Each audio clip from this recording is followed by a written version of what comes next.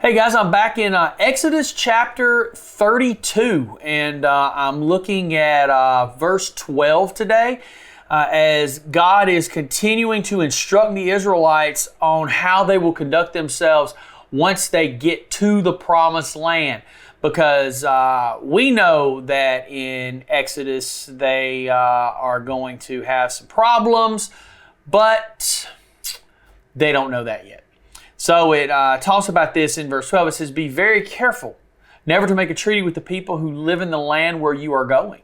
If you do, you will follow their evil ways and be trapped. Instead, you must break down their pagan altars, smash their sacred pillars, and cut down their Asherah poles.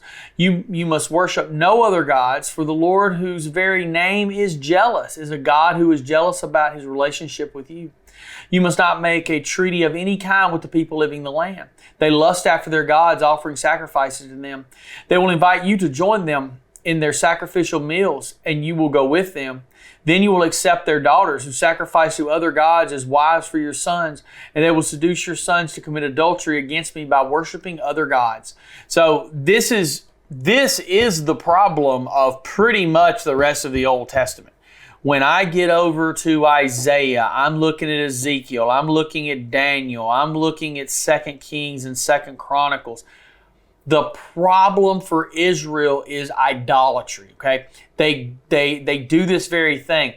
Even if they don't make a direct treaty with the people, which they will break and do this anyway, in the book of Joshua, they're tricked into it kind of. It's an interesting story. But they still worship these pagan gods. Some of them do intermarry with some of these women and have relations with them.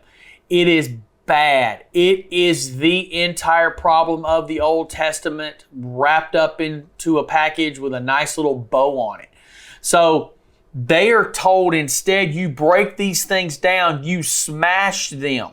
Their culture, the Canaanite culture that they were going to be dealing with, was corrupt. It was foul. It was ungodly. It was unholy.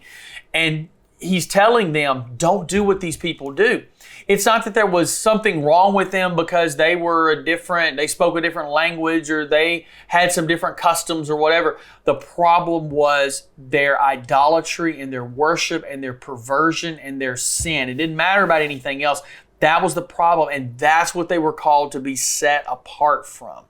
So God gives them some really specific instructions here, and they're simply not going to follow them over the course of these generations. See you later.